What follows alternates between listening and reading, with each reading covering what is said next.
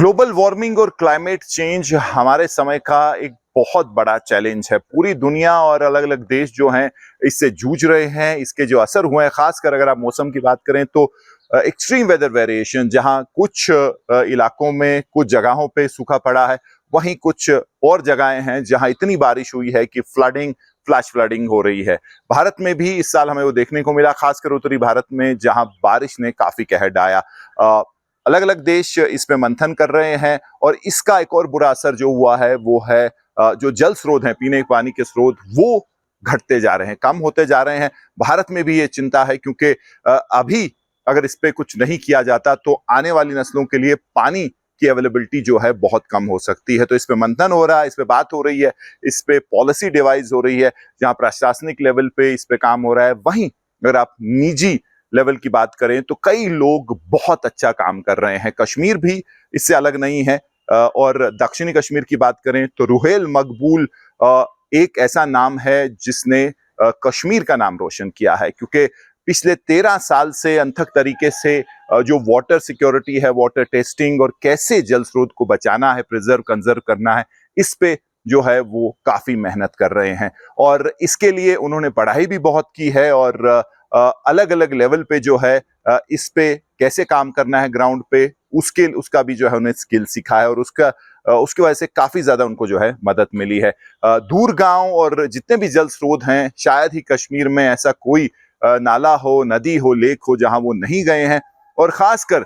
जो दूर गांव हैं वहां लोगों को अवेयरनेस प्रोग्राम किए हैं उन्होंने और उनको बताया है कि कैसे वो साफ पीने का पानी पी सकते हैं, वाटर टेस्टिंग खुद कर सकते हैं और उसके साथ साथ जो अपने आसपास जल स्रोत है उनको बचा सकते हैं अपने लिए और अपने आने वाले नस्लों के लिए। और इसी की रिकॉग्निशन भी उनको मिली है क्योंकि जल शक्ति मंत्रालय ने उनको वाटर हीरो के अवार्ड से नवाजा है। पहला ऐसा अवार्ड जम्मू कश्मीर को मिला है। और रुहेल की बात करें तो अभी उनका काम जो है शुरू ही हुआ है, क्योंकि 13 साल हुए हैं, लेकिन उनके मुताबिक अभी बहुत कुछ करना है, क्योंकि वाटर पोल्यूशन एक बहुत बड़ा चैलेंज है और उसको लेके जहां वो अपने लेवल पे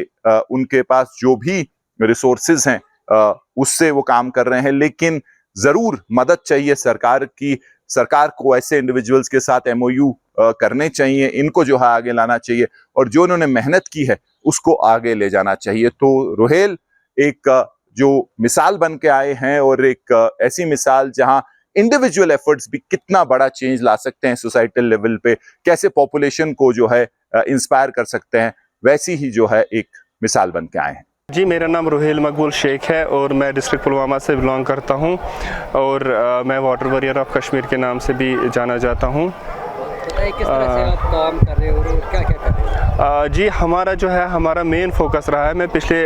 13 सालों से ये काम कर रहा हूँ। मेन जो हमारा फोकस रहा है वो है अवेयरनेस जनरेशन, अवेयरनेस क्रिएट करना अमंग द जो लोग हैं उनके बीच में अवेयरनेस करना, चाहे उसमें जो रूरल एरियाज़ के लोग आते हैं उनमें या अर्बन एरियाज़ में जो रहते हैं उनमें, और जो जहलम के जो नियरेस्ट एरियाज़ में है जो वहाँ पे लोग रहते हैं उनमें हम क्या करते हैं, उनमें हम अवेयरनेस करते हैं, awareness regarding the water conservation, water quality and the waste management. उसके बारे में जो है, इसके बारे में हम पिछले, मुझे लगता है कि मोर देन 13 ईयर से इस पे मैंने काम किया है। और इसके साथ साथ जो है, इसके साथ साथ डल लेक जो है, डल लेक पे भी हमने काफ़ी सारा काम किया है। डल लेक पे जो उनमें जो हाउस बोट ओनर्स है, हाउस बोट ओनर्स को हमने अवेयरनेस दी है और लोग जो है, लोग काफ़ी हद तक जो है इसमें पार्टिसिपेट करते हैं। लेकिन वेरी अनफॉर्चुनेट कि जो कुछ लोग ऐसे भी है जो कि रिवर बैंक्स के आसपास रहते हैं, उनका जो है वो इनका जो वेस्ट निकलता है घर से, डोमेस्टिक वेस्ट जो भी होता है, वो या तो किसी भी जो स्प्रिंग है वहाँ के आसपास डालते हैं या तो जहलम के बांध पे डालते हैं। विद द रिज़ल्ट क्या होता है, एक तो ये पोल्यूट होता है और दूसरा क्या है, दूसरा ये जो हमारी वाटर बॉडीज़ है ये आहिस्ता आहिस्ता से श्रिंक होती है। तो इसके लिए हम क्या करते हैं, हमने मतलब बहुत सारे जो हमने वॉलंटियर्स जो है उनके साथ हमने बात की, NGOs के साथ हमने बात की की, और जो भी आसपास के लोग हैं उनको भी हमने इसके रिगार्डिंग अवेयरनेस दी कि कैसे हम जो है हम लोगों तक ये बात पहुँचाए इन ब्रॉडर पर्सपेक्टिव कि कैसे हम इसको जो है इसको प्रिजर्व कर सकते हैं फ्यूचर जनरेशंस के लिए। देखिए, अगर मैं ये जो फ्लड आए हैं, अगर फ्लड्स की हम बात करेंगे, फ्लड्स का अगर हम डायरेक्टली या इनडायरेक्टली अगर इन्वॉल्वमेंट देखेंगे, ये ह्यूमंस का ही इसमें सबसे बड़ा रोल है, क्योंकि जो पॉपुलेशन डेंसिटी बढ़ गई उसकी वजह से जो है एनक्रोचमेंट्स भी बढ़ गए, और एनक्रोचमेंट्स के साथ साथ जो हमारा वेस्ट निकलता है, चाहे घरों से डोमेस्टिक वेस्ट हो, चाहे मार्केट प्लेस से जितना भी वेस्ट निकलता है, या सीवेज जो भी होता है, ड्रेनेज जो भी होता है, या हमारे बाथरूम का जो वेस्ट वगैरह होता है, हम डायरेक्टली इसी